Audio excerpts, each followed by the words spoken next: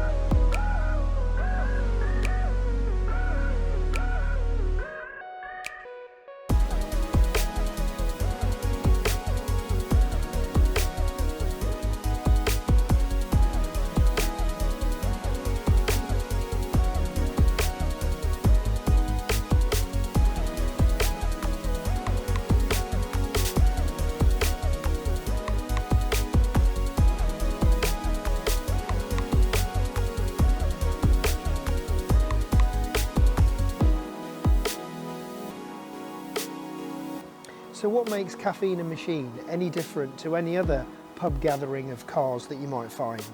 Well, as well as the memorabilia and the general theme that you just saw, stuff like this, an Aston Martin DBX, is a bit of a clue. The owner, Phil McGovern, seems to have a really good connection with the motoring industry, or good contacts with the motoring industry. And what's good about that is you get things like this turning up. So as well as old classic cars and classic car clubs coming more or less every day, you get stuff coming that is brand new or even pre-production. Jaguar and Aston Martin are located close by, so it's not unusual to see prototypes or pre-production cars or development drivers popping in to have a drink and a chat. Another great thing about Caffeine and Machine is it seems to be like really all-encompassing. Everybody's welcome from every type of car clan. So you'll get everybody from, you know, a McLaren F1 through to a MX-5 drift car, Japanese modded cars, all that kind of stuff. So, and everybody's welcome, which is a really nice thing. Some journalists kind of initially criticised it, thinking it was just kind of overly hipster, but I don't think it is that. It does have a genuine feeling of, you know, people who love cars are just coming together and chatting about the hobby that they love. I'm visiting today in the middle of the week, so you'd expect it to be quite quiet, which it is, but there's still lovely cars here, like this 1974 Alfa Romeo 2000.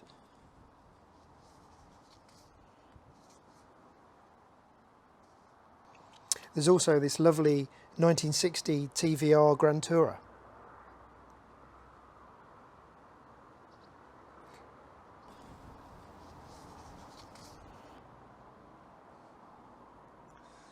And who doesn't love an E-Type? This is a 1971 V12 E-Type. Not the most loved of E-Types. Everybody loves the 3.8 Series 1, but it looks pretty good to me.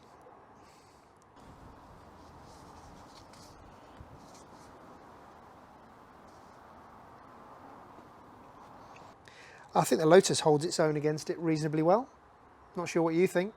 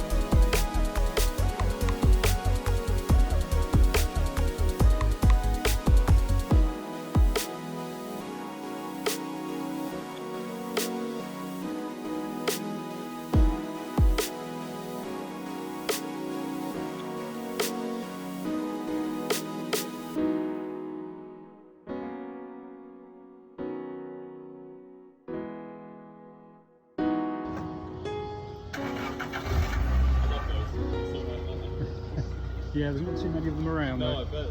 Yeah.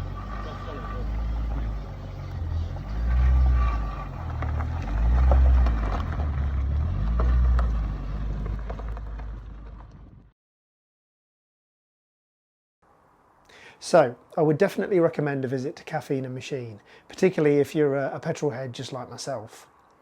I'd also recommend an interview with the owner, Phil McGovern, on the YouTube channel called Premio, which is Latin for reward, apparently.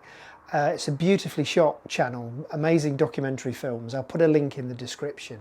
But there's an interview there with Phil McGovern all about the creation of Caffeine and Machine, and he tells you his kind of thinking behind it. So I'd recommend that. Also on there is a video about the restoration of the 356 Le Mans winning car by Rod Emery. And there's a great video on there with Matt Hummel, who you might have seen on Petrolicious. He likes to take his 356s off-roading and through the dirt tracks and stuff like that. There was a very famous video on Petrolicious about that, but this is another one on Primo that you might not have seen. Really worth a visit if you're a 356 head like me. But anyway, back to Caffeine and Machine. I definitely recommend a visit. You probably noticed that, as I mentioned in the video, it was a little bit quiet when I went because it was a Wednesday, but even so, it was still worth visiting, even though it was a quiet midweek afternoon. If you want the kind of full fat experience, it's probably best to go to one of the organised events. They do organised events. There's a Wednesday night event, there's a Monday night event, and there's events at the weekends as well. And sometimes they're themed. There's an air-cooled event, or there is the I Love You Man, which is about men's mental health, which they do on the first Monday of every month. But yeah, if you want kind of more of the same people there, or there's people who are interested in the cars you're interested in, and a bigger event and lots of cars, I'd go to one of the themed events. At the moment with COVID, they're kind of ticketed, so but it's dead easy to get the tickets from the website, and they're relatively cheap. Just go to caffeineandmachine.com.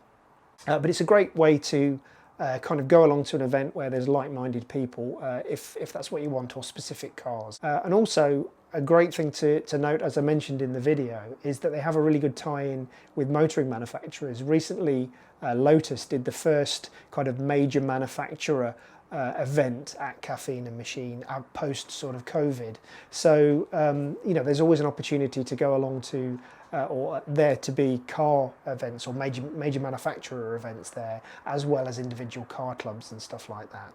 But like I said, I took potluck, went midweek, and I still saw a fair few cars. You probably noticed towards the end of the video the tent or teepee area was a bit empty, so I probably haven't shown that in its best light. But like I say, I stayed there most of the afternoon, and there was a real turnover of cars.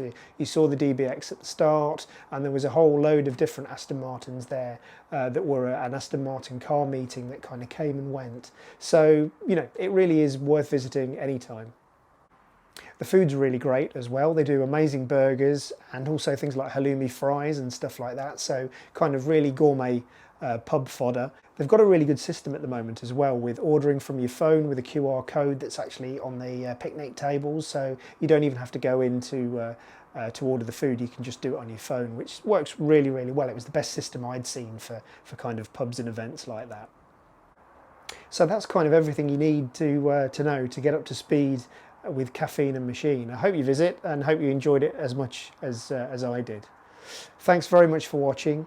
Please hit the like button if you get the chance, and also subscribe to the channel. More videos coming up, hopefully some different stuff and car reviews as well as the Lotus, but let's see how we go. Thanks very much.